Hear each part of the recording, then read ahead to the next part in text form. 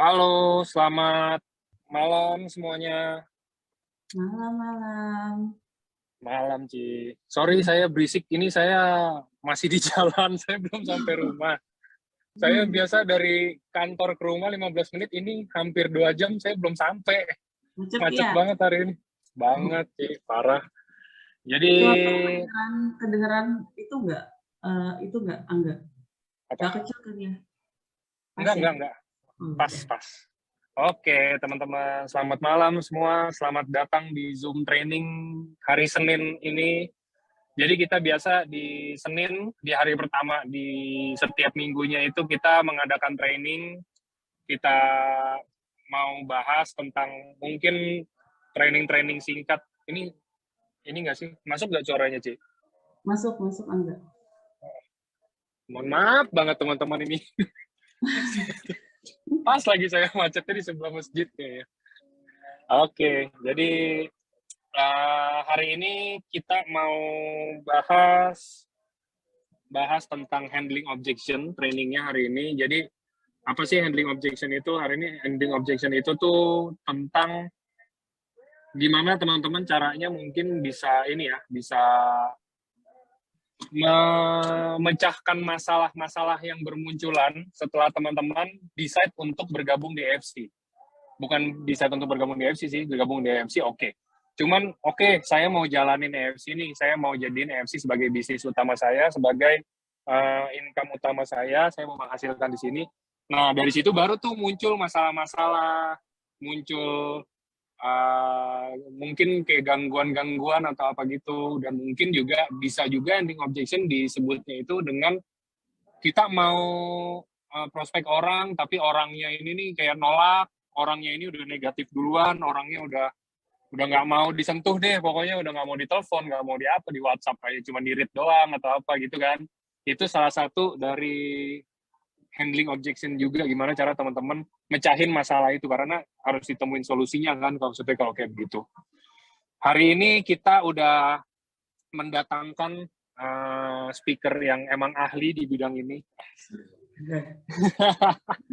Jadi jadi hari ini udah ada Ciriana yang akan nemenin kita dan sharing-sharing santai juga. Tadi saya lihat di kolom chat katanya mau sharing-sharing santai gimana handling objection yang benar itu gimana, dan apa yang harus teman-teman lakuin kalau teman-teman ketemu masalah atau gangguan-gangguan dan lainnya. Mungkin sebelum kita masuk ke topiknya, lebih baik kalau kita kenalan lagi. Jadi ini mungkin beberapa saya lihat juga kan banyak timnya Ciriana pasti udah kenal sama Ciriana. Cuman ini ada juga yang bukan timnya Ciriana, mungkin kita boleh kenalan singkat lagi.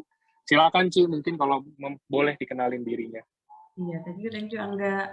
Halo malam semuanya, malam AFK semua, dimanapun teman-teman berada.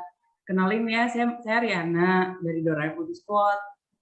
Saya ibu rumah tangga aslinya, ibu rumah tangga yang banyak maunya lah ceritanya ya. Jadi karena banyak maunya tuh nggak bisa diem. Jadi dari dulu tuh kerjaan saya tuh ya jualan online, catering, atau apa segala macam deh ya teman-teman. Jadi pas di AFC ini pun sebenarnya saya nggak sengaja masuk untuk jalanin bisnis sebenarnya. Saya di AFC ini sebenarnya butuh produknya buat orang tua saya awalnya. Nah, ketika saya butuh buat orang tua saya lihat produknya bagus dan dipakai cocok.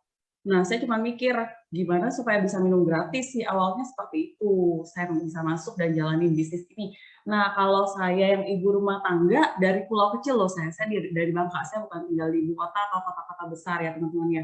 Saya benar-benar dari Bangka, pulau di dekat Sumatera situ, mungkin nggak semuanya tahu juga.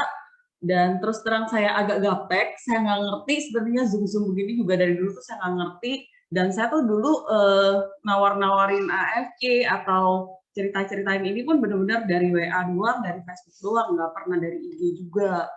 Jadi aku cuma mau bilang sama teman-teman, kalau aku hari ini ada di sini, itu karena memang AFC yang ngebentuk aku sampai hari ini gitu loh.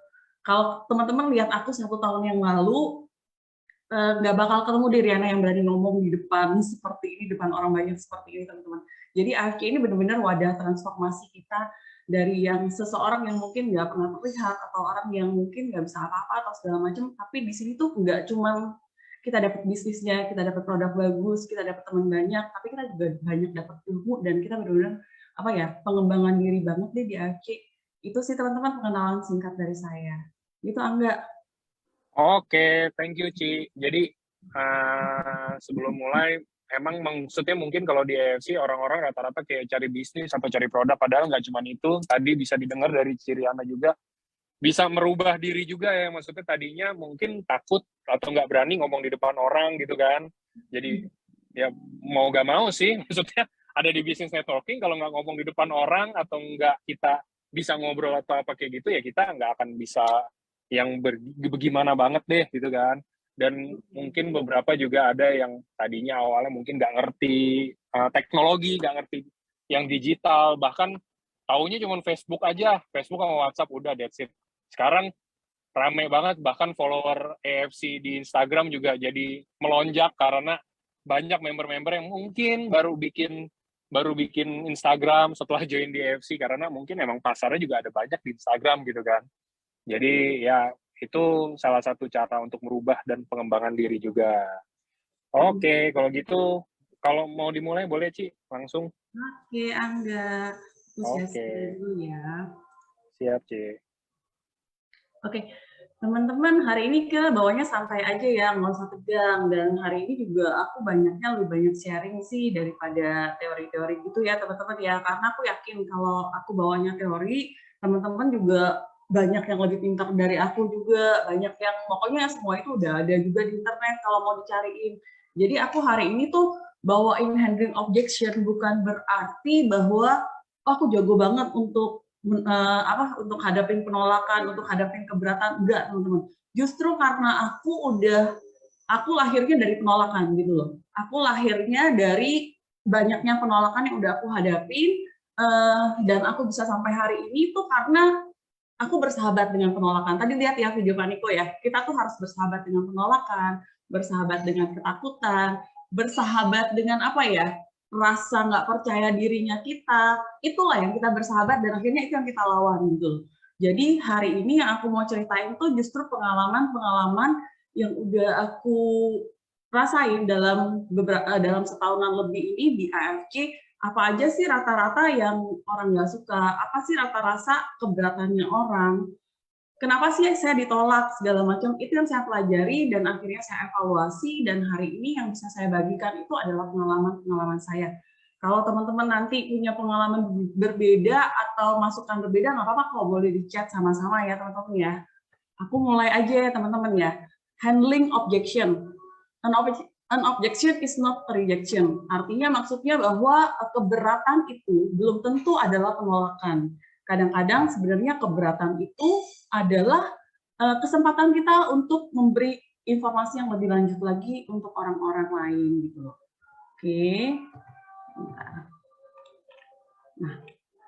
Oke. Nah, ada rambu-rambunya teman-teman dalam handling objection. Ini yang menurut aku ya.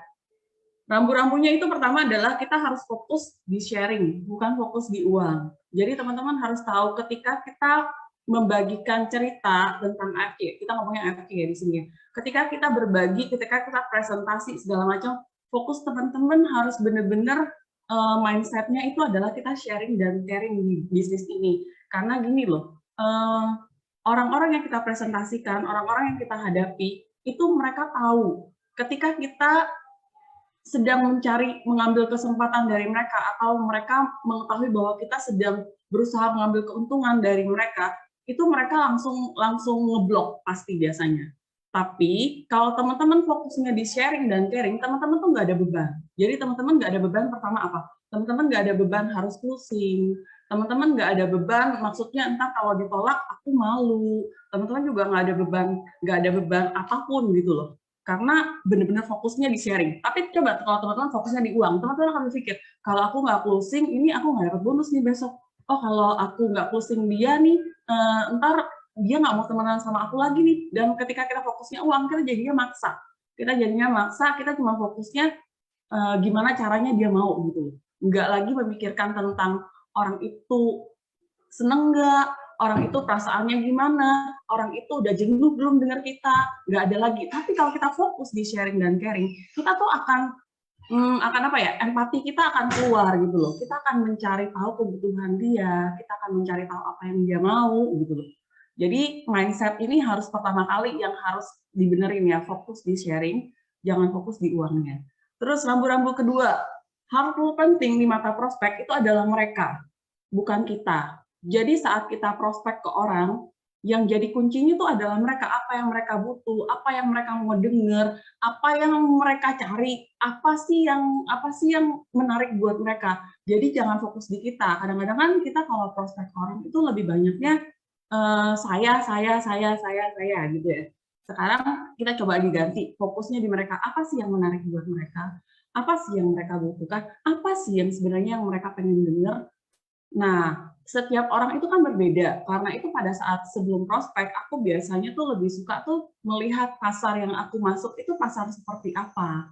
Apakah mereka pasar ibu-ibu, ataukah mereka pasarnya misalnya orang-orang dinas, atau apa. Jadi aku bisa berpikir dari segi mereka tuh butuhnya apa. Apakah mereka butuh waktu, ataukah apakah mereka butuh uang, ataukah mereka butuh produk. Ketika kita fokusnya di mereka, akhirnya kita tahu nih, kita mesti ngomong apa. Terus, rambu-rambu lagi yang ketiga ya, no debat, teman-teman. Kita sedang tidak mencari siapa yang benar, siapa yang salah di bisnis ini. Kita juga nggak sedang merasa paling hebat, kita merasa paling pinter. Enggak, teman-teman, karena ini juga nggak ada juara-juaraan gitu. Kalau kita debat sama orang, misalnya dia nggak setuju nih dengan apa yang kita presentasikan, terus kita berdebat sama mereka. Yang terjadi apa? Nggak bakal join orang itu. Padahal tujuan kita apa? Kita pengen ngajak dia join. Tapi kalau kita debatin, ya dia nggak bakal join sama kita, udah pasti itu. Dan tidak ada satu orang pun suka dikritik, teman-teman.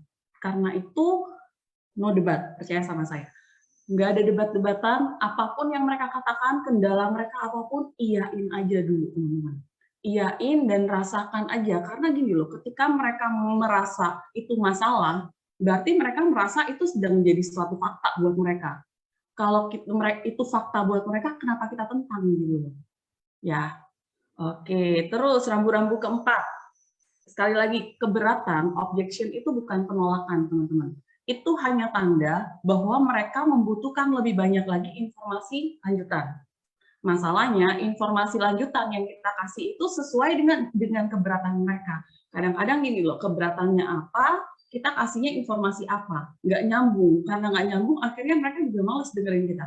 Kendala mereka apa, misalnya mereka ngomongnya soal produk, kita larinya kasih informasinya tentang bisnis, yang nggak nyambung.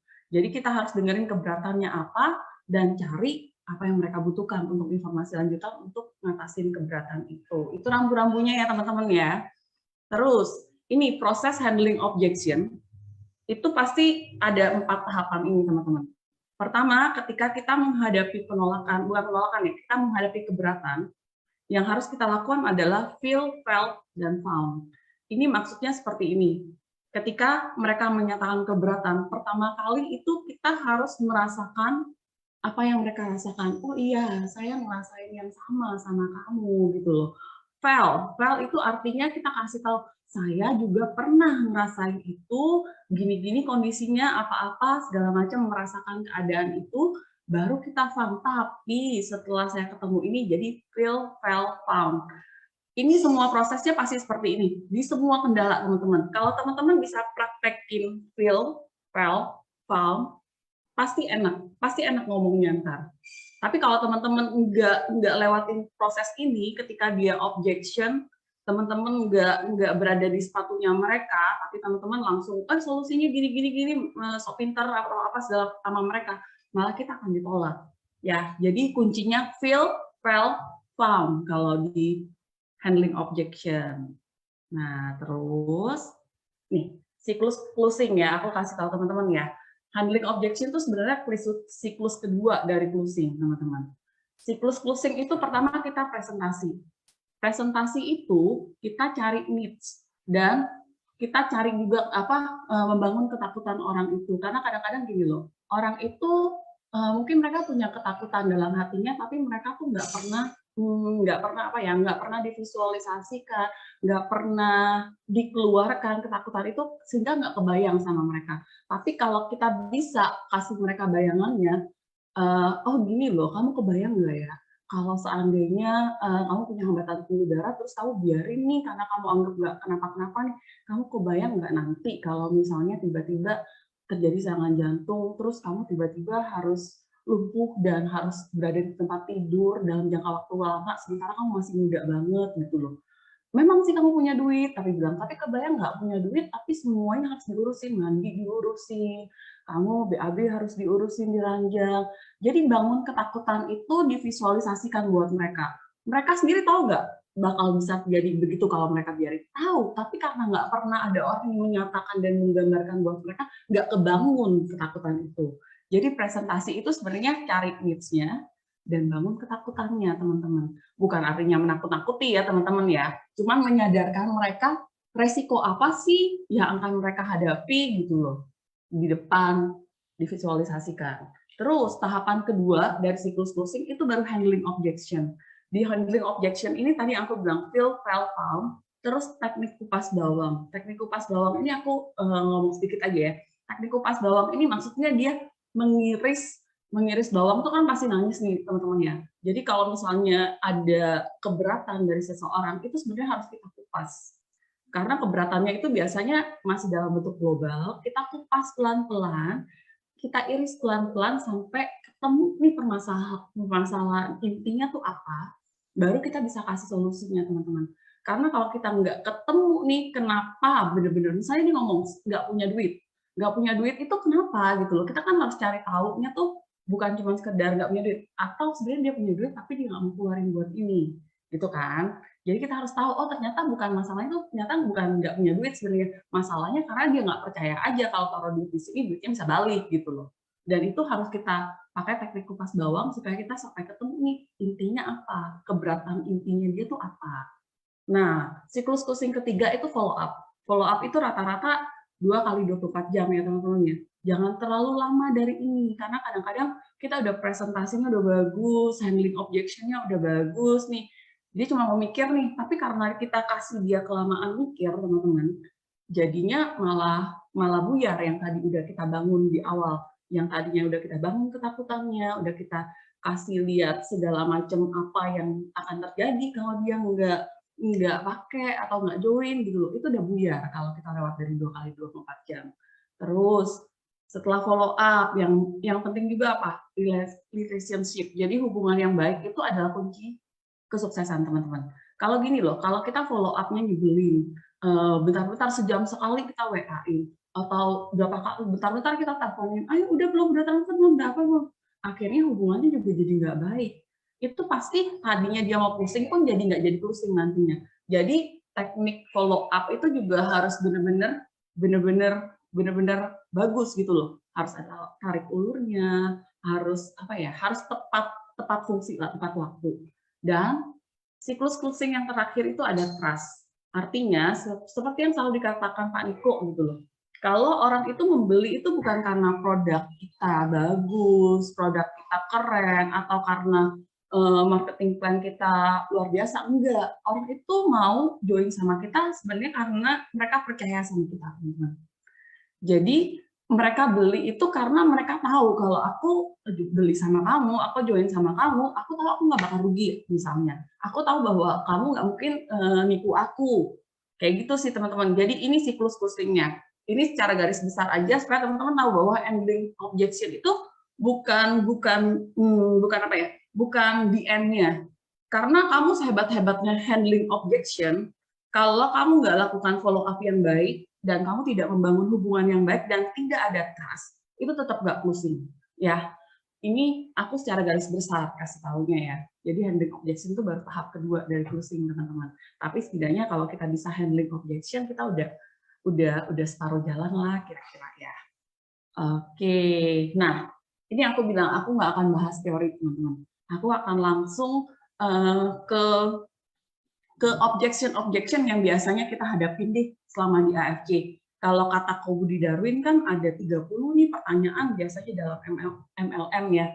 Teman-teman tahu nggak kalau di bisnis lain itu kata Kobudi, aku selalu dengar Kobudi bilang, dia bilang kayak di IT tuh misalnya, dia lagi belajar satu program atau apa, baru selesai dia belajar, keluar lagi program yang lebih baru. Jadi itu nggak selesai-selesai tuh belajarnya kalau di bisnis-bisnis lain, bener nggak? Kita lagi belajar misalnya apa ya, kayak orang bisnis apa deh, misalnya boba lagi booming segala macam, kita lagi mendalami itu, entar keluar lagi apa yang baru. Itu kan nggak selesai-selesai. Sementara kalau di MLM, di business networking, yang perlu kita hadapi itu paling kata Kubu itu 30 pertanyaan, nggak pernah lebih dari itu. Jadi kalau kita bisa menjawab 30 pertanyaan, sebenarnya masalah kita selesai gitu loh. Artinya udah aman, kita udah khatam, udah maksudnya udah menguasai deh di bisnis ini. Kan enak teman-teman ya, kalau misalnya kita menguasai 30 pertanyaan, terus kita bisa jalanin bisnis ini, nggak pusing-pusing lagi, lebih enak di bisnis ini dong, daripada kita harus bisnis yang terus harus update, terus, bener nggak? Nah, tapi aku nggak jawab sampai 30 pertanyaan sih hari ini ya, karena sebenarnya dari 30 pertanyaan itu rata-rata, asal teman-teman bisa lakukan teknik fill, fail, and found, itu pasti bisa jawab semuanya, teman-teman. Ini yang biasanya aja, yang biasanya rata-rata kita hadapi selama ini. Oke, yang pertama, saya nggak suka MLM. Bener nggak teman-teman? Ini yang paling sering kita temuin kalau kita lagi prospek orang. Aduh, saya nggak suka deh MLM deh. Aduh, saya nggak MLM banget deh. Saya benci banget sama MLM. Nah, ini aku bilang feel, fail, found. Feel artinya apa? Samakan dulu. Aduh, sama loh. Aku juga nggak suka sama MLM. Aku benci banget sama MLM. Boleh diceritakan. Misalnya dia ceritain traumanya dia segala macam. Kita juga boleh ceritain traumanya kita. Iya, aku juga trauma nih sama MLM. Dulu aku pernah ikut ini, gini, atau apa. Ceritain, samain aja. Karena orang kalau disamain, mereka seneng. Mereka merasa sefrekuensi sama kita. Mereka merasa nyambung. Kamu ngerasain apa yang aku rasain. Kebayang nggak teman-teman? Kalau kita curhat sama orang, terus dia ngerti perasaan kita, seneng nggak teman-teman? Ada nih, kalau kita lagi curhat sama orang, dia malah sibuk kasih kita nasihat, sibuk kasih kita, ya lu sih nggak boleh gini sih, lu sih salah sih, segala macam. Sebel nggak? Sebel kan pasti teman-temannya. Tapi kalau kita curhat sama orang, terus dia bilang, aduh aku ngerti banget perasaan kamu loh, aku juga begitu dulunya, aku juga pernah digituin, sakit banget kayak gitu. Kita seneng nggak? Seneng, karena dia ngerasain, kita ngerasa, oh gila dia ngerasain nih apa yang aku rasain. Nah, itu feel. Ketika kita feel yang sama-sama dia, baru kita fail. Fail itu kita baru kasih tahu, rasanya seperti ini kan, rasanya nggak enak kan waktu kita join MLM, terus duit kita kayaknya hilang gitu aja, ditinggalin sama upline-nya, nggak ada yang ngajarin, segala macam. Udah ya. Nah, setelah kita fail, baru kita found. Tapi ternyata di AFQ itu beda loh. Di AFQ itu nggak kayak gitu loh. Kita kasih tahu kelebihan-kelebihannya AFC, kita kasih tahu, ternyata salah loh kalau kita berpikir MLM itu sama kayak money game yang dulu pernah nipu kita loh. Ternyata MLM itu beda sama money game. Ternyata MLM itu apa? Kayak teknik multi level marketing, dan ternyata semua sistem marketing pun seperti itu sebenarnya, ya kan? Itu cuma hanya cara pemasaran kok, dan nggak semua MLM buruk ternyata teman-teman. Nah, itu baru kita found ya, kita kasih tahu dia ya. Nih, terus teman-teman juga bisa bilang sama dia, fakta-fakta yang ada. Keberatan itu harus kita balas, bukan berdebat, tapi kita kasih mereka fakta. Fakta misalnya yang harus dijawab sama dia dengan iya gitu loh. Dan dia harus menyetujui fakta yang kita kasih tahu nantinya. Nah, kayak kita bilang nih sekarang banyak loh perusahaan MLM yang dia perusahaan-perusahaan yang bukan MLM dulunya sekarang larinya ke MLM juga. Karena apa? Karena MLM ini ternyata teknik pemasaran yang sangat bagus. Ini memotong banyak jalur distribusi, ini akan memotong banyak biaya ternyata, dan ternyata teknik pemasaran seperti ini tuh bisa bantu banyak orang banget gitu loh. Nah, jadi nggak ada yang salah sebenarnya dengan bisnis MLM. Kita kasih tahu, lihat aja perusahaan farmasi kayak Onimax tuh, kita kasih dia fakta nih. Akhirnya mereka garap bisnis MLM loh lewat akuisisi Indocare loh, kasih tahu mereka artikel-artikelnya, ada fakta-faktanya nih, yang dia lihat, oh iya ya ternyata banyak ya perusahaan-perusahaan sekarang yang mereka juga beralih ke sana. Jadi jangan ngomong fakta-fakta juga ya teman-teman, atau ngarang-ngarang, itu jangan banget ya. Kita harus kasih tahu mereka fakta juga. Nih, sama juga kita bisa kasih tahu juga, tuh lihat tuh, ternyata bisnis multi-level marketing yang tadinya kita pikir jelek, nipu, atau apa, ternyata ini bantu banget loh untuk perekonomian Indonesia loh. Sampai para menteri pun ngakuin bahwa MLM itu bisa dongkrak ekonomi di tengah pandemi. Lihat nggak ada berapa banyak orang yang hidupnya akhirnya terselamatkan di sini. Kasih mereka fakta lagi, kasih mereka artikel lagi, kayak gitu ya teman-teman ya. Feel, paham, bener ya. Terus, apalagi nih biasanya objection-nya. Kalau ini, nah, objection berikutnya yang rata-rata aku temuin. Produknya mahal.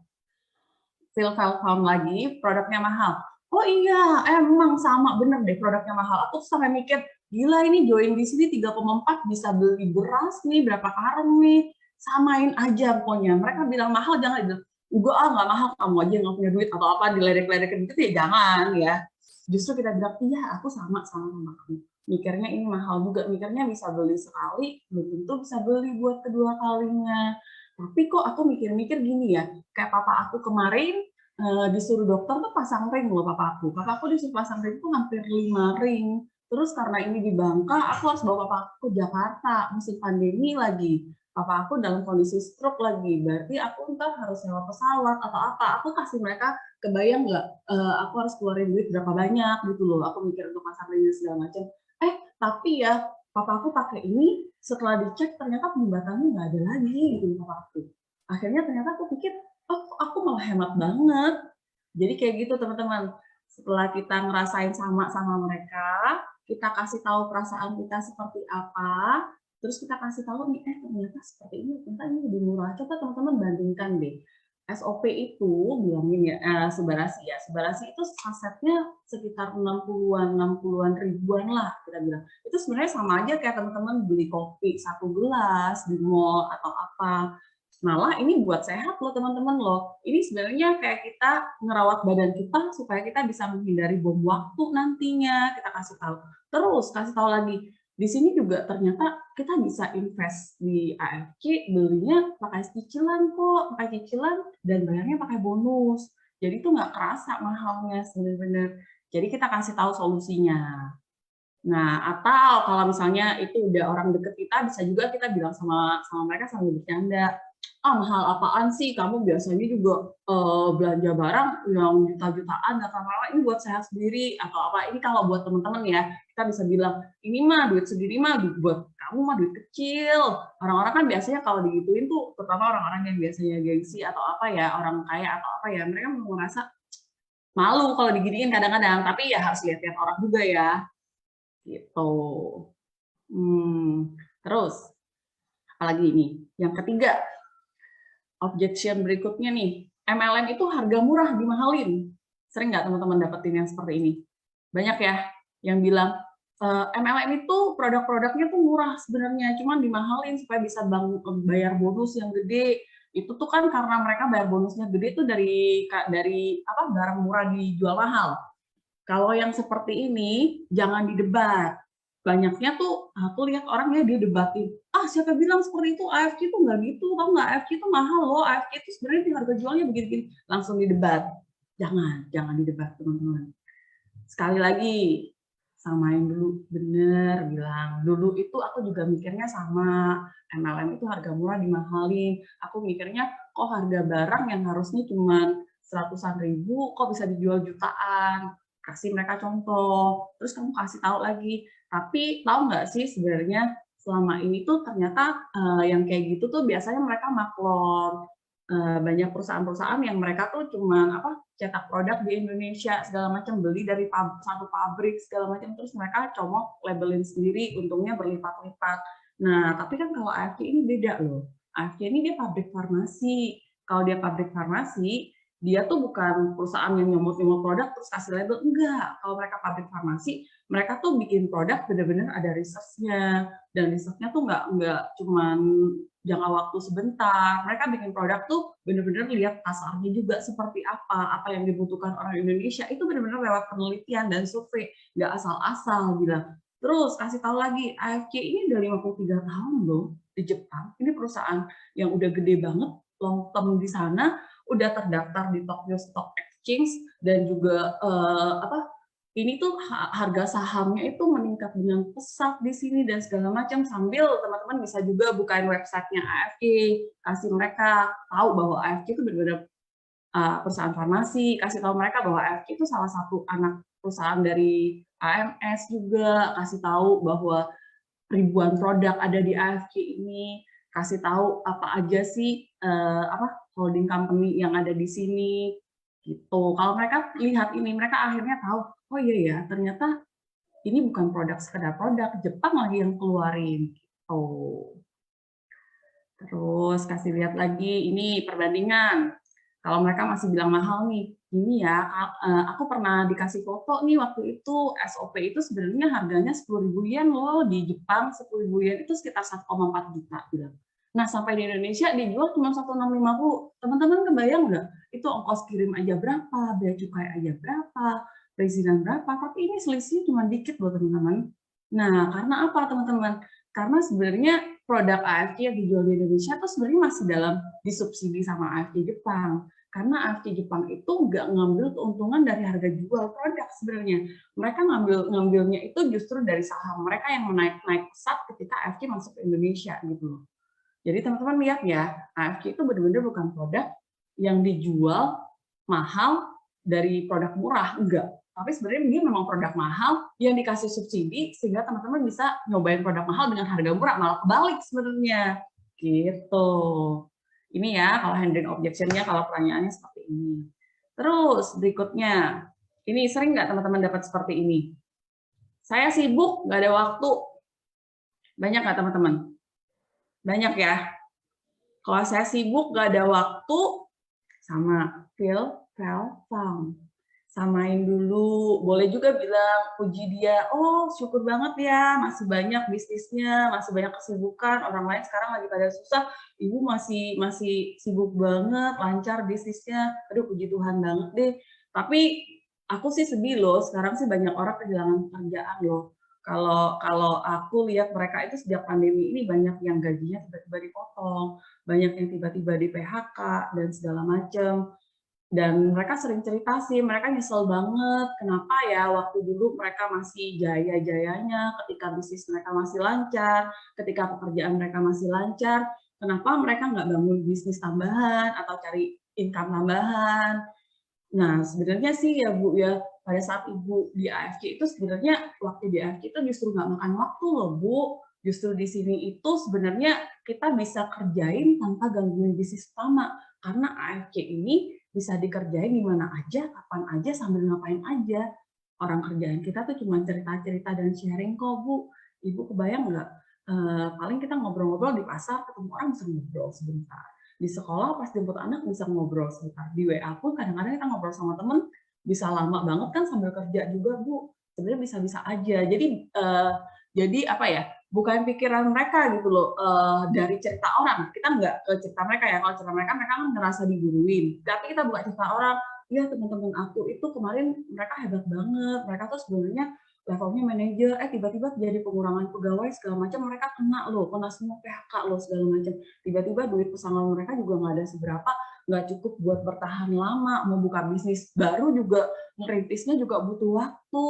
Makanya mereka sih bilang sama aku, coba ya dulu pada saat mereka lagi enak-enaknya, kenapa mereka nggak bangun bisnis dulu. Nah dari situ kan dia sebenarnya kepikir juga, oh iya ya sebenarnya aku pas lagi lancar-lancar gini banyak kesibukan, harusnya aku harus siap-siap dulu ya, jangan sampai kejadian seperti itu. Padahal kita nggak mengarahkan mereka, kita cerita punya orang, tapi mereka ngerasain gitu loh. Itu yang aku bilang failnya ke sana, terus kita kasih tahu paham bahwa di AFK itu nggak ada waktu kerja 9 to 5, juga nggak ada, oh kamu harus di sini baru bisa kerja. Enggak, sebenarnya di AFK itu bahkan ya, di WC aja kita bisa kerja di AFK, benar nggak teman-teman?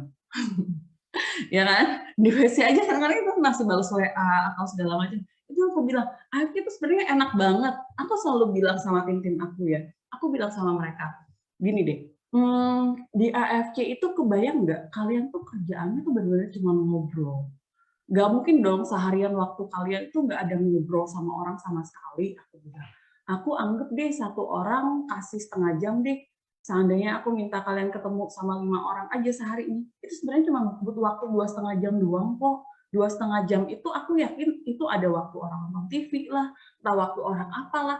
Jadi sebenarnya kalau dibilang nggak punya waktu, sebenarnya semua orang ada. Cuman gimana kita sadarin mereka sebenarnya mereka punya waktu gitu. Justru kita bilang sama mereka, kebayang nggak sih gitu loh, kalau sekarang kamu nggak punya waktu karena kerjaan kamu menyedot semua waktu kamu, hidup kamu ntar tiba-tiba habis buat kerja aja dong. Ntar habis ini tiba-tiba udah tua aja, ternyata kamu udah melewatkan banyak hal di hidup kamu. Kamu pengen nggak sih bisa bebas pergi jalan-jalan, nggak kayak di penjara di toko. Soalnya aku sering nih, teman-teman aku yang di Bangka kan banyak tuh punya toko tuh.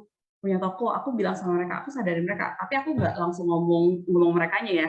Aku bilang sama mereka, aku tuh dulu ngerasa waktu buka toko ya, aku tuh ngerasa kayak bikin penjara sendiri gitu loh. Karena apa? Gini loh, kalau punya toko, aku harus bangun, tungguin. Memang sih ada pegawai, cuman kok kayaknya nggak percaya, takut barang hilang, takut apa. Akhirnya kalau mau jalan-jalan mikir, kalau mau apa-apa mikir. Akhirnya aku ngerasa bangun tidur, buka toko, sampai tutup toko, abis itu tidur, nggak bisa ngapa-ngapain lagi. Aku bilang, mau keluar kemana-mana mikirnya selalu, aduh ntar tokonya ntar hilang lah barangnya, inilah, kok akhirnya aku kayak di penjara ya, aku bilang sama mereka. Dan mereka akhirnya kepikiran juga kan, oh iya ya bener ya.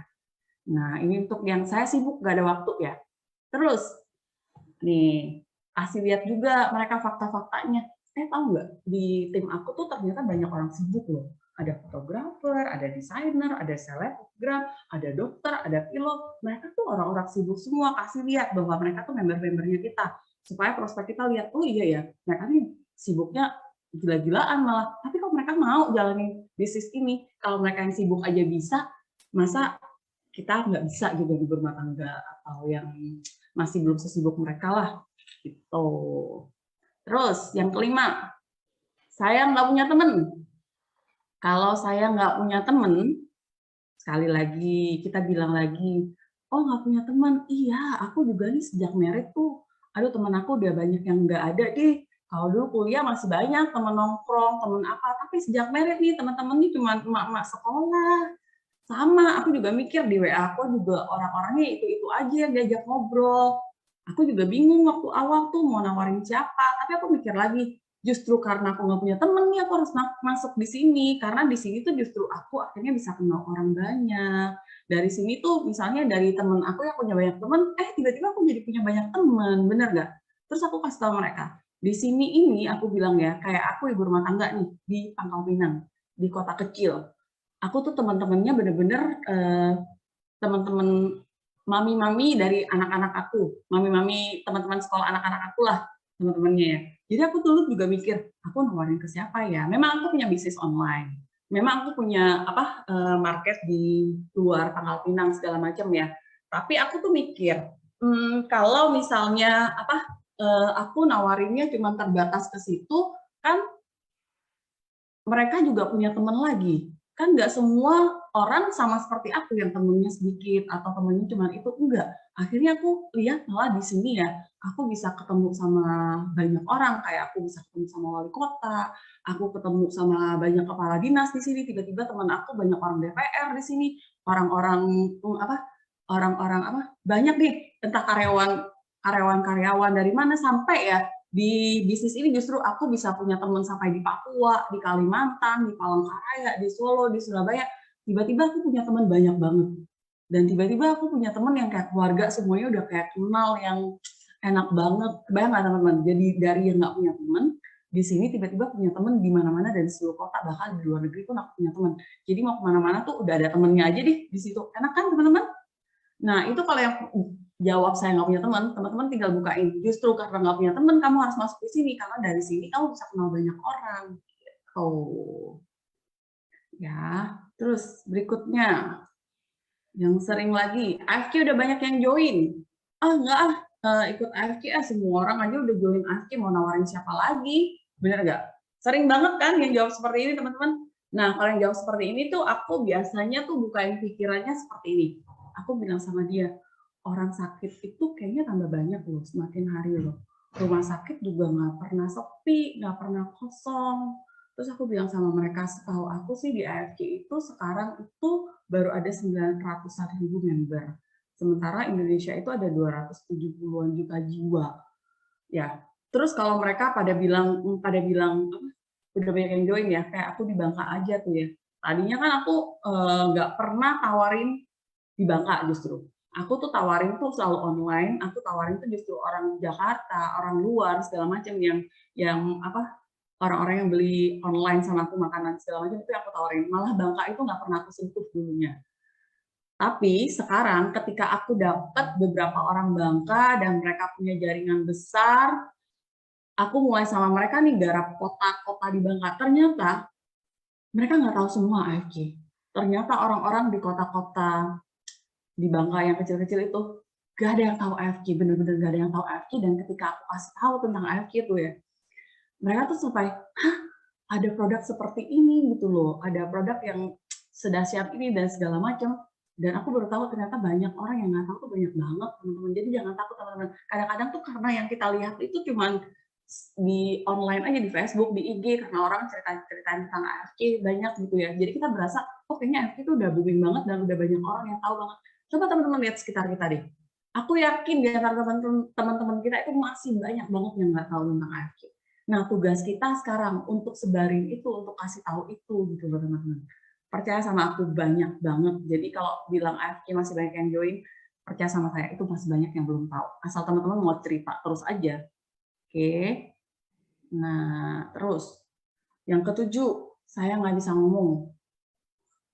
Ini sih yang paling sering kalau aku di Bangka ya, saya nggak bisa ngomong. Kalau nggak bisa ngomong, bercandain dulu. Kalau misalnya teman dekat ya bilang, oh ini ngomong. Kamu selama ini cerita-cerita sama aku ngapain kalau bukan ngomong dong, ya kan? Nah, kalau itu bukan teman dekat, jangan diginiin, tapi dia marah. Kalau yang nggak kalau bukan teman dekat, kita ngomongnya gini, aduh kamu tahu nggak sih, aku tuh introvert sama kayak kamu. Aku mana berani sih lihat mata orang. Dari dulu juga kalau misalnya aku ketemu orang, aku tuh nggak pernah berani lihat orang, ngomong sama mereka tuh mana berani lihat mata, nulis ceritanya pakai nulis segala macam jadi samain sama mereka, aku tuh nggak bisa ngomong kayak kamu lihat dong, kamu kenal dong dulu aku seperti apa, kamu kan tahu teman-temannya aku seperti apa, mereka kan kenal aku seperti apa. Tapi bilang sama mereka, di sini tuh ternyata nggak diminta jadi tukang ngomong juga gitu loh, karena di sini tuh kita kerjanya kerja tim. Coba kebayang nggak kalau kita punya bisnis sendiri nih, nggak bisa ngomong, sementara kita harus nawarin orang, kita tuh ngandalin diri kita sendiri. Tapi kalau di sini bilang, karena kita punya tim, kalau kita nggak bisa ngomong nih, kita tinggal undang teman-teman kita yang deket-deket kita, ajak sama-sama minta tolong apply, minta tolong tim kita buat ngomong. Nah, setelah kita dengerin mereka ngomong lama-lama nih, tiap hari ikut nih, tiap hari teman kita yang ngomong, lama-lama nggak mungkin kita nggak bisa ngomong juga teman-teman. Kita nggak bisa ngomong itu karena nggak terbiasa buat ngomong aja. Tapi coba kalau kita udah kumpul sama orang-orang yang hobi ngomong, kita dengerin mereka setiap hari ngomongnya itu juga, itu terus, masa kita juga nggak bisa ngomong, pasti bisa teman-teman.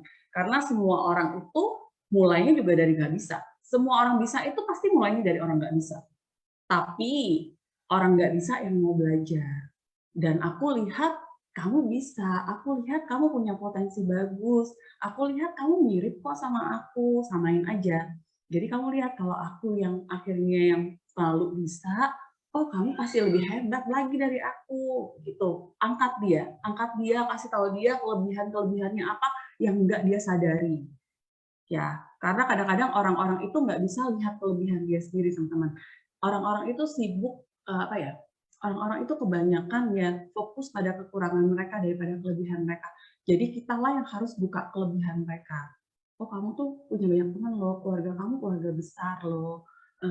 Kamu punya teman di sini, kalau kamu bisa ngomong, aku bisa temenin loh. Kasih mereka keyakinan bahwa di sini tuh mereka nggak bakal ditinggalin sendirian. Di sini tuh kita kerjanya benar-benar bareng-bareng. Oh ya. Next. MLM itu cuma nguntungin yang atas-atas aja. Banyak juga ya jawaban seperti ini ya. Kasih tahu, iya benar. Aku juga dulu sering begitu tuh, masuk MLM, beli barangnya, mereka dapat bonus, aku nggak diapa-apain. Nggak ada yang nemuin, nggak ada yang apa, segala macam. Nah, tapi, kok di sini tuh beda ya bilangnya. Kalau di sini tau nggak, Busido pertama kita aja itu udah bukan orang pertama loh, dia udah member ke berapa puluh ribu gitu loh. baru dia naik jadi Bushido. Terus kasih tahu bahwa di AFK itu fair. Karena apa? Kalau di AFK itu yang dapat bonus ya yang kerja. Kalau yang nggak kerja ya nggak mungkin dapat bonus gitu loh. AFK itu benar-benar kayak kita beli franchise. Kita beli franchise, kalau franchise-nya didiemin, franchise-nya nggak dibuka, nggak dikerjain, ya nggak dapat duit. Tapi kalau franchise-nya kita buka, kita tawarin orang mau, baru kita dapat duit, fair dong, kita bilang ya. Fair banget lah kalau di AFK, nggak nguntungin kok di atas. Karena gini, karena gini, aku kasih tahu, aku punya nih member, dia join, tapi dia nggak jalan, terus bawahnya jalan ternyata penghasilan bawahnya lebih gede dari penghasilan dia, karena dia nggak jalan sama sekali, dia cuma dapat dari pairing, tapi ketika pairingnya habis, dia nggak dapat apa-apa lagi, malah bawahnya udah rankingnya lebih tinggi dari dia, penghasilannya lebih besar dari dia. Kasih buktinya, bukain beberapa yang contoh buat dia lihat bahwa oh iya ya ternyata di AFK itu fair. Tuh, harus kasih dia bukti. Oke. Nah, terus aku agak cepet ya biar kita bisa ntar tanya jawab juga. Berikutnya, MLM biasanya nggak bertahan lama. Kalau ini ketakutan aku, ini sama, inilah objection-nya aku dulu pada saat mau masuk. Aku selalu berpikir, aku males jalanin kayak networking gini, karena gini loh, aku udah ngerasain berapa kali aku di MLM, kayaknya cuma 2-3 tahun udah susah-susah bangun jaringan, akhirnya menghilang, entah marketing plan-nya diubah tiba-tiba, pokoknya mundur teratur dan seperti itulah. Nah, aku biasanya waktu itu aku dijawab sama Pak Kobudi, akhirnya aku pertanyaan ini ya. Tapi akhirnya aku udah dapat jawabannya. Aku kasih tahu mereka, semua bisnis pun sebenarnya banyak yang nggak bertahan lama. Berdasarkan statistik nih ya, 10 bisnis yang dibangun pada tahun ini, setelah 5 tahun biasanya tinggal setengahnya. Nanti setelah 10 tahun yang bertahan tuh cuma 1. Jadi ini tuh bukan berlaku cuma di MLM sebenarnya. Di semua bisnis apapun, selalu ada yang seperti ini. Dan yang bertahan itu pasti yang terbaik.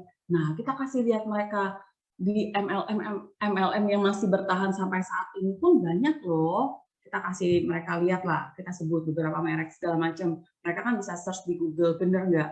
Nah, masalahnya tuh kita kasih tahu banyak MLM yang tumbang atau MLM yang nggak bertahan lama karena mereka fokusnya itu mungkin money game atau itu MLM yang memang fokusnya cuma untuk keuntungan, produk murah yang dijual mahal tadi, segala macam. Tapi kan kalau AFK ini beda. AFK ini perusahaan yang supportnya itu adalah perusahaan farmasi di Jepang, usianya udah 53 tahun bilang. Dan terus AFK ini udah bangun kantor-kantor di 5 kota besar loh di Indonesia, dan itu semua dibeli loh. Kalau ini cuma sekedar untuk 1-3 tahun, ngapain mereka beli gedung, ngapain mereka beli tempat, mendingan mereka sewa, bener nggak? Terus kasih lihat lagi, AFK itu sendiri tuh udah bikin laboratorium khusus buat Indonesia yang harganya MM-an gitu loh. Jadi AFK benar-benar serius untuk garap market Indonesia. Belum lagi sekarang kita udah mulai buka untuk market di Malaysia, di USA, dan segala macam. Itu keseriusan kita. Dan kasih lihat mereka lagi bahwa produk-produknya kita itu selalu di-upgrade sesuai dengan kebutuhan, sesuai dengan perkembangan. Jadi produk kita yang namanya produk Jepang itu nggak pernah stuck seperti itu aja, karena Jepang itu selalu membuat produk yang selalu lebih baik lagi. Kayak gini, lihat aja. SOP itu di bulan Agustus 2020 itu sedang mencapai angka penjualan tertinggi. Kalau di bisnis konvensional, biasanya mana ada sih perusahaan yang mau gantiin produk yang lagi booming-boomingnya ke produk baru, nggak ada. Tapi lihat, AFK malah gantiin SOP 100, di-upgrade jadi Subarasi pada saat penjualan SOP 100 lagi meledak-meledaknya. Itu bukti bahwa AFK itu selalu ikutin perubahan, sehingga orang-orang yang mau ngejar AFK atau mau menjiplak AFK itu pasti kesulitan. Nggak mungkin bisa ngejar kita gitu loh. Karena kita punya paten, karena kita punya apa, jadi kasih tahu kelebihan kita apa. Kenapa kita bisa long term. Ya, teman-teman ya. Oke, next. Ini juga, ini masalah paling sering juga nih. Nggak punya modal, file-nya tau nggak gimana?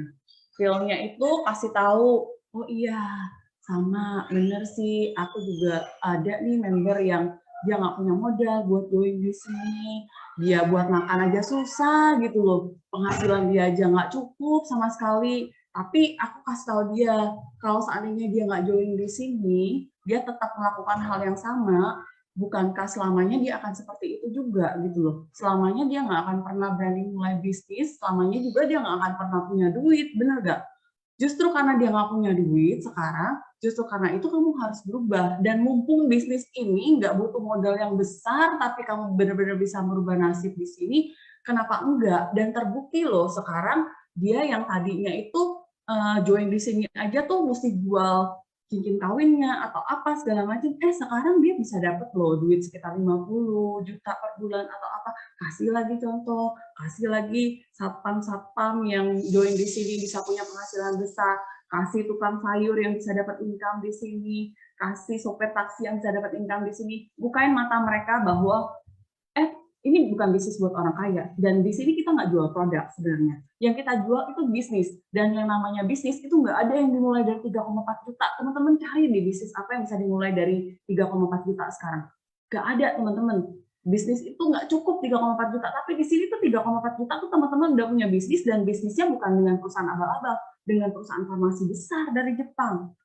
Yang harusnya kalau teman-teman jalur normal nih, mau jadi mitra mereka, itu pasti harganya MM-an, 20M ke atas. Nah, dari 20M ke atas, teman-teman sekarang ditawarin jadi mitranya, hanya mulai dari 3,4. Itu murah banget loh, teman-teman. Bener ya? Nah, kalau teman-teman sekarang nggak punya modal itu bukan masalah sebenarnya. Nggak mau, itu yang masalah sebenarnya. Kalau nggak punya modal, tapi mau, selalu ada cara, selalu ada jalan. Gitu. Nah, baru kasih mereka solusi. Tapi kasih mereka solusi pun bukan kita yang harus jelasin, kamu jual motor nih, kamu jual ini, jangan pernah seperti itu teman-teman. Biarkan mereka berpikir sendiri gimana caranya mereka join. Yang penting kita bukakan pikiran mereka bahwa nggak punya modal itu bukan masalah di sini.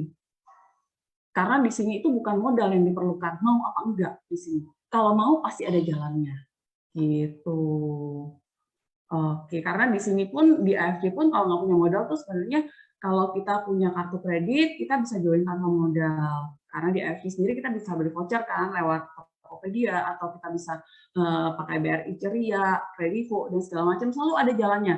Dan aku bahkan punya member yang dia joinnya itu pinjem barang dulu, pinjem barang, dia jualin sasetan, dan dia jadi membernya gratis, itu selalu ada jalannya deh. Dan orang bisa mikirin jalannya gimana, asal dia mau dulu aja.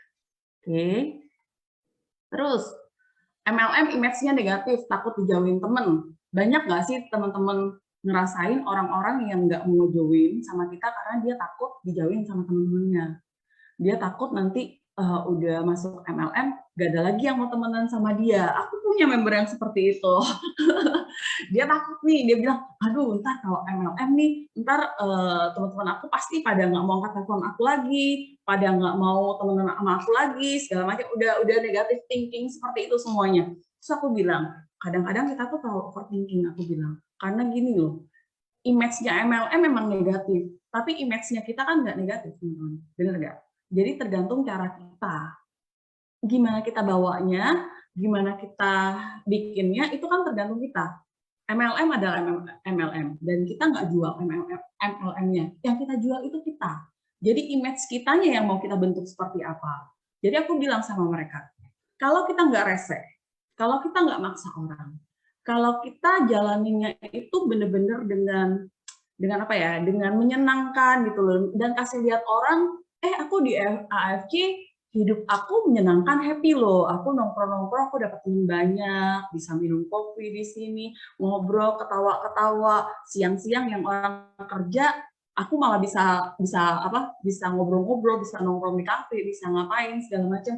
Itu loh, kalau image yang kita bangun itu image yang menyenangkan, image yang lihat loh, aku nggak pernah ngerusuhin orang loh, aku nggak pernah paksa-paksa orang untuk masuk loh, dan orang-orang malah pengen sendiri masuk ketika melihat ternyata join di AFC itu semenyenangkan itu, punya teman banyak, hari ini bisa di Bali, sebentar lagi bisa di Solo, sebentar lagi bisa di Surabaya, teman-temannya seluruh Indonesia. Image itu kita yang bangun. Karena aku nggak peduli dengan image MLM seperti apa, aku juga nggak peduli orang mau skeptis seperti apa dengan MLM, karena yang mereka harus lihat itu aku, bukan MLM-nya. Gitu ya teman-teman ya. Jadi yang teman-teman penting itu adalah seberapa teman-teman dipercaya orang sebenarnya. Gimana orang melihat teman-teman aja. Oke. Apalagi teman-teman juga bisa jual founder-founder kita sih. Kita kasih lihat dong founder kita tuh Pak Ernest, seorang pengusaha sukses di Amerika, Pak Michael Tampi, yang dia itu kan board of director-nya MRA Group, yang pegang brand kayak Hard Rock Cafe, Ferrari, Häagen-Dazs. Orang-orang kayak mereka mana mungkin sih mau join bisnis abal-abal, mana mungkin sih mau mempertaruhkan nama baik mereka di suatu perusahaan yang nggak akan tahan lama atau yang bakal nipu, yang nggak mau lah, orang mereka udah orang-orang gede kok, ini kan bisa kita jual juga teman-teman, gitu.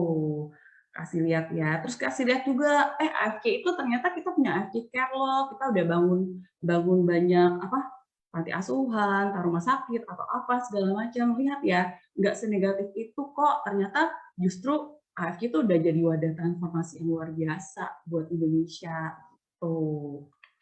Oke, kita percepat. Terus berikutnya 12. Saya nggak pernah berhasil, nggak jodoh di MLM. Nah, kalau yang dia bilang seperti ini, nggak jodoh di MLM, kita ceritain lagi. Wah, aku juga sama. Aku memang pernah jodoh di MLM. Selama ini jalanin juga nggak jalan-jalan. Cuma aku mikirnya gini, kalau join di MLM itu modalnya kecil gitu loh. Modalnya kecil, nggak banyak juga. Terus kalaupun sampai nggak dapet duit pun, aku bilang sama mereka, tuh aku udah dapet barangnya. Itu sama aja kayak aku beli barang. Coba kebayang nggak kalau aku harus buka bisnis yang modalnya besar, yang modalnya 100-an juta atau 1 M atau apa, sekali itu nggak berhasil, aku ruginya berapa banyak. Sementara kalau di sini, apa yang aku rugikan? Nggak ada risikonya. Orang produknya kita pakai kok, kita sehat kok, jalan nggak jalan itu udah urusan belakang. Kalau aku sih mikirnya cuman nothing tulus juga, ya kan? Nothing tulus. Memang produknya aku mau pakai, berhasil nggak berhasil itu urusan belakang, karena nggak semua bisnis juga, nggak ada satu bisnis pun yang bisa jamin pasti berhasil, benar nggak? Ya dong. Tapi kalau bisnisnya di MLM, bisnisnya di AFC, setidaknya kita nggak akan rugi, nggak akan kehilangan apa-apa. Oke, next.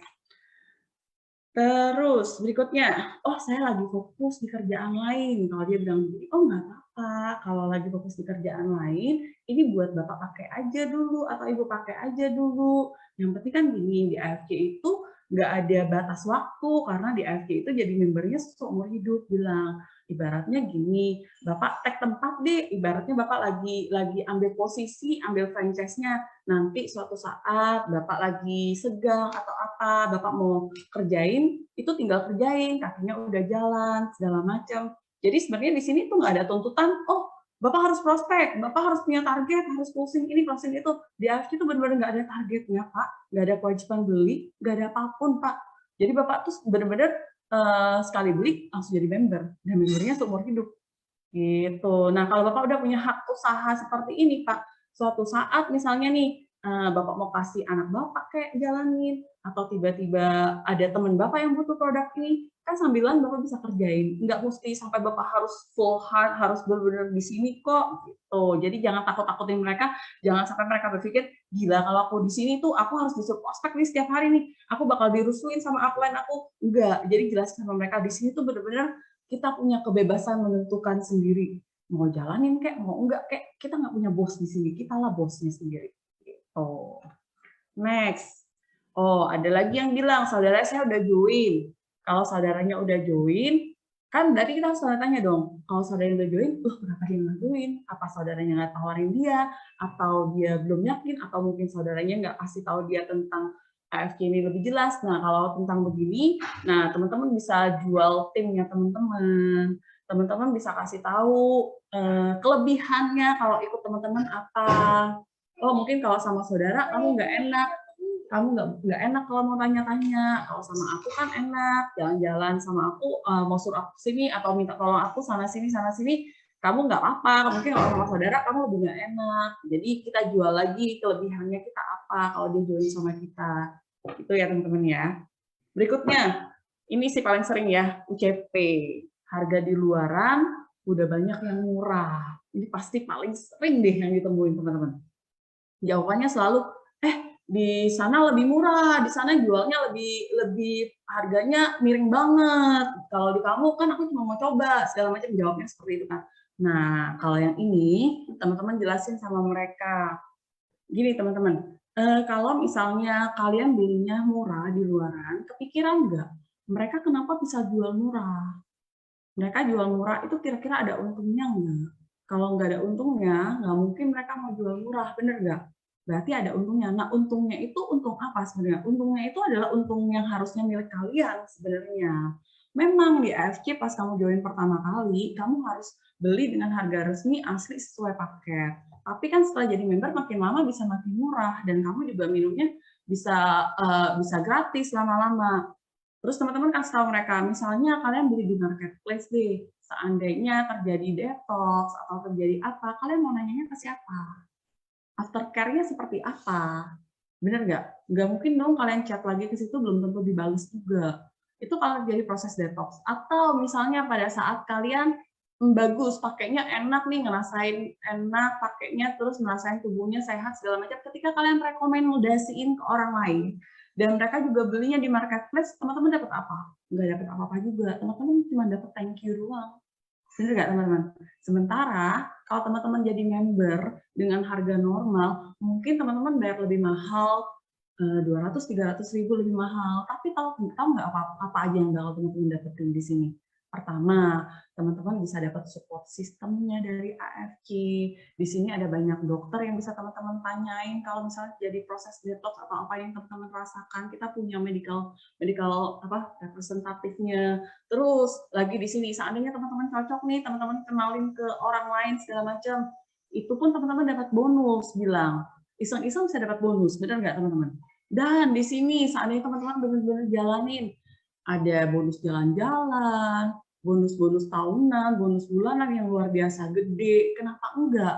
Kenapa enggak coba jalanin? Bedanya cuma ratusan ribu, tapi teman-teman kehilangan banyak gitu loh. Kalau teman-teman nggak jadi member di sini. Kok jadi member di sini juga nggak ada tuntutan apapun kok teman-teman. Bener nggak? Dan kita jalannya sama-sama. Jadi kita kasih tahu. Dan di AFC sendiri itu sebenarnya ini adalah perusahaan MLM yang sangat ketat dengan UCP, teman-teman. Kasih lihat mereka orang-orang yang disuspend, kasih mereka lihat orang-orang yang ada cutting itu bahwa ada pasal-pasalnya yang bisa dituntut seberapa, dan AFC itu benar-benar ketat soal ini bilang sama mereka, karena itu AFC akan bertahan lama karena AFC komitmennya benar-benar jaga UCP segala macam seperti itu tuh benar-benar diberantas semua. Walaupun memang kita nggak mungkin bisa berantas total ya, karena setiap hari selalu ada member baru dan selalu ada oknum-oknum baru yang mereka lihat kalau yang namanya produk booming, produk yang laku banget, selalu ada orang-orang nakal, bener nggak teman-teman? Jadi yang kayak gini tuh teman-teman bisa kasih mereka tahu bahwa kalau kamu jadi member ada support sistemnya. Di sini kamu udah bisa dapat pelatihan gratis. Pelatihan itu kalau kita mau ikut dari coach yang berapa segala macam, ya aku pernah tanya ya, itu pelatihan kayak public speaking lah, kayak konten lah, atau apalah, itu jutaan loh teman-teman. Tapi di AFC kita sering dapatnya gratis, bener nggak? NDO gini juga gratis. Ada juga kadang-kadang AFC undang-undang ya pembicara handal segala macam juga kita dapatnya gratis semua. Aku aja belajar dari Pak Niko, Pak Mike, Pak Ernest, segala macam. Mereka tuh orang-orang hebat yang sebenarnya aku tuh nggak mungkin bisa menyentuh mereka kalau aku nggak di AFC, benar nggak? Nggak mungkin aku bisa belajar dari seorang Pak Mike kalau aku bukan membernya AFC. Kebayang nggak kalau kamu membernya AFC, kamu tuh bisa belajar dari Pak Mike, yang dia tuh seorang di MRA Group tuh yang di level-level direkturnya. Benar nggak teman-teman? Kebayang nggak? Coba kamu beli di marketplace, bisa nggak kalian kenal orang hebat-hebat seperti itu? Nggak akan bisa, teman-teman. Gitu. Oke, nah kasih mereka juga perhitungan. Jadi mereka tahu nih kalau kamu belinya di marketplace, kamu dapatnya berapa. Kalau kamu belinya di sini, kira-kira kamu dapatnya berapa. Dihitung-hitung.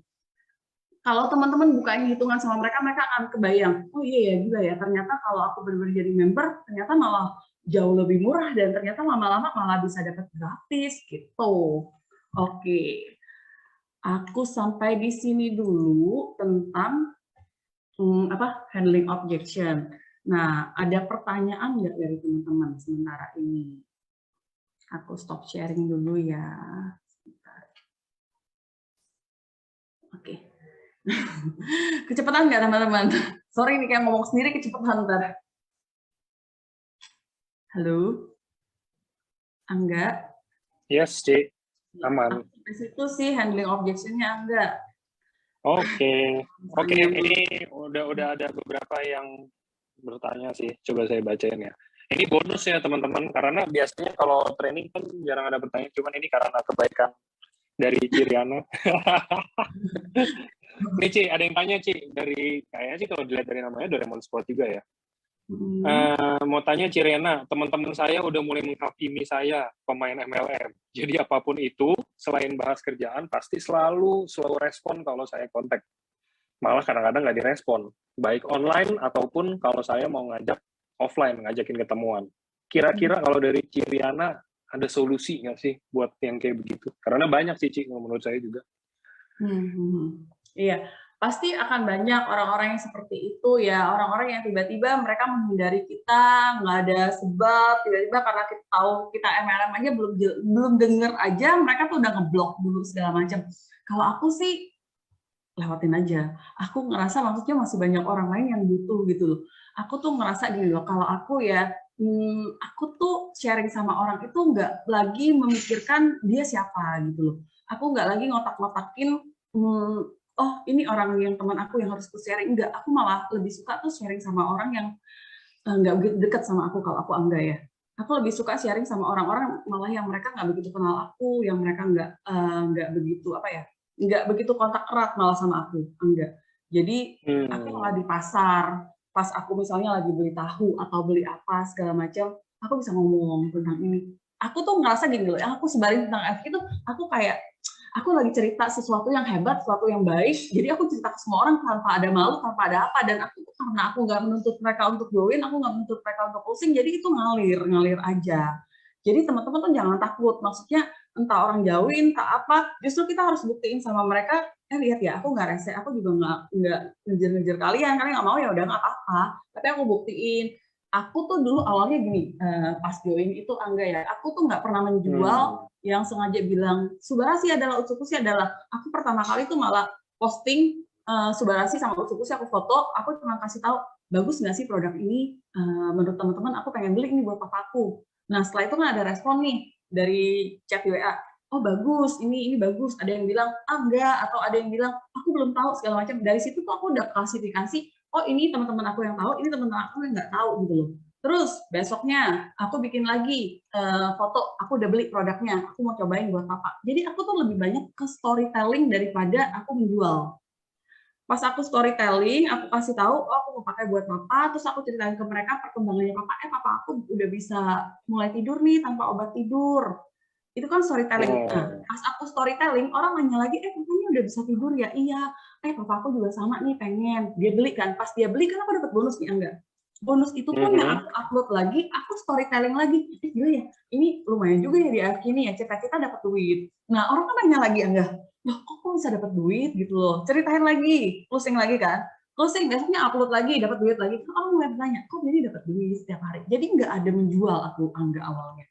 Aku benar-benar storytelling. Nah, pas storytelling, akhirnya baru aku ingat, oh temen aku yang di sini nih, kayaknya orang tuanya ada apa. Dulu sih memang jualnya tuh ke orang-orang sakit awalnya ya, enggak ya. Tapi aku cerita sama mereka. Jadi semua tuh benar-benar cerita karena aku pengen mereka tahu ada produk bagus, bukan menjual.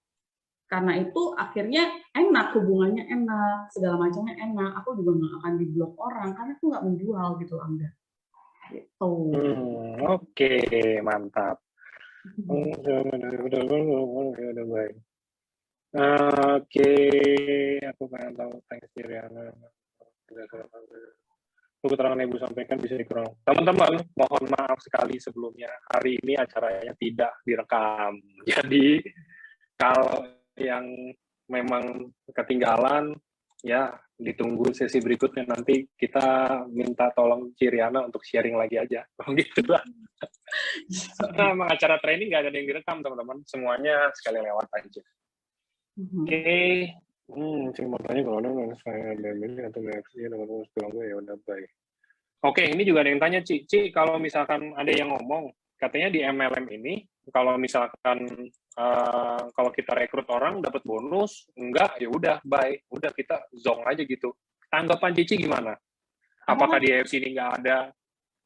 Maksudnya ada orang-orang skeptis mungkin ya, maksudnya yang kayak pemikirannya belum terlalu terbuka untuk MLM.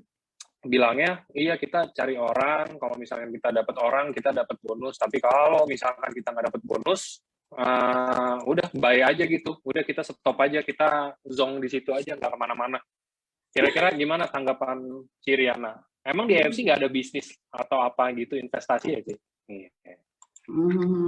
Kalau yang kayak gini kita bilang sama dia sebenarnya di semua tempat juga kalau kita nggak ngapa-ngapain juga nggak ada, karena ini bukan perselingkuhan juga bilang ini kan maksudnya bisnis. Kalau kita diem aja, kita nggak cari orang, kita nggak dapet duit, ya memang begitu. Karena kalau kita dapat duit nggak ngapa-ngapain malah kita curiga ini ngapain gitu.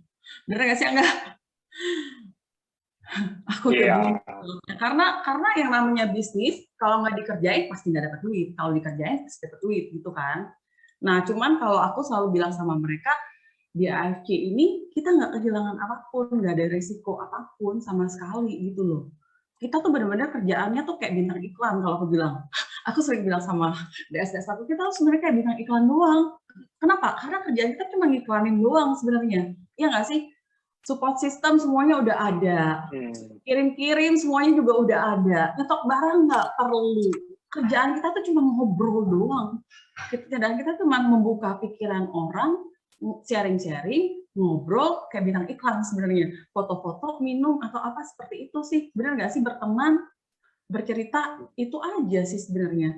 Kalau sebenarnya lebih ke arah gaya hidup lah ya Ci ya, maksudnya iya. kita di AFC ini nggak kayak bisnis ya. Jadi aku pikir kalau bisnis seperti ini dan segampang ini aja kita nggak mau, apalagi di bisnis lain pasti lebih susah dari ini gitu loh. Ya nggak? Betul. Oke. Ini ada yang nanya produk.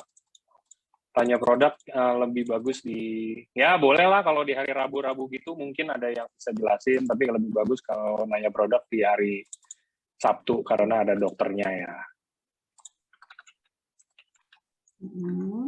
Oke, kalau aku objektif. Kayaknya udah Ci, udah nggak ada pertanyaan. Mungkin boleh saya tanya ada kata-kata penutup apa nggak dari Ciriana untuk menutup acara hari ini? Oke, kalau penutup aku cuma mau bilang seperti ini sih teman-teman. Aku juga selalu bilang sih sama member-member aku yang lain. Aku bilang sama mereka, Tuhan itu adil. Jangan berpikir bahwa oh mereka hoki, mereka beruntung aja dapetin semua itu, enggak. Aku sih bilang Tuhan itu adil, kenapa? Karena Tuhan itu lihat kamu seberapa layak, kamu seberapa pantas untuk dapat apa yang kamu doakan gitu loh. Jadi kadang-kadang tuh Tuhan cuma mau lihat usaha kamu seberapa sih, kamu seberapa pengen sih misalnya mau jadi samurai, mau jadi apa, kamu tuh udah ngapain aja, dan kamu tuh pantas gak dapetin income segitu, nantinya ketika kamu dapetin uang segitu itu akan membuat kamu lebih baik atau enggak gitu loh. Jadi aku cuma mau bilang pada saat kita pantas, pada saat kita layak, Tuhan kabulin semuanya itu. Jadi di AFC ini sebenarnya kuncinya cuma konsisten sama disiplin doang. Karena gini loh, di AFC ini aku selalu ibaratkan kayak kita tuh mau ke harta karun, terus petanya tuh udah ada, dikasih petanya, jalannya tuh jelas, nggak ada jebakan apapun, dan terus kita ditemenin pergi ke harta karun itu. Jadi di AFC itu semua orang pasti sampai ke harta karunnya. Hanya dia konsisten nggak, dia mau jalani dengan benar nggak, dia nyimpang nggak dari peta yang dikasih gitu loh. Kalau dia mau ikutin jalannya benar-benar, kita pasti sampai di sana. Dan itu tuh yang Tuhan lihat, kamu seberapa setia dengan perkara itu gitu loh. Kalau kamu benar, kamu kerjakan apa yang kamu doakan dengan benar, saat kamu pantas semuanya dicukupkan, pasti dapat kalau di AFC. Itu sih yang aku mau bilang, kita pasti sampai di tujuannya asal kita konsisten, disiplin, nggak nyerah aja kalau di AFC. Gitu, itu sih enggak. Oke Ci, kalau gitu. Thank you buat waktunya hari ini. Thank you juga buat teman-teman mungkin yang sudah hari ini mempersiapkan waktu. Sekian acaranya kali ya. Ini sorry banget tadi saya lagi di jalan. Thank you teman-teman semuanya. Sampai jumpa di acara berikutnya. Thank you sekali lagi Ciriana. Ya, makasih Angga ya, makasih semuanya teman-teman ya. Semoga bermanfaat. Thank you. Thank you.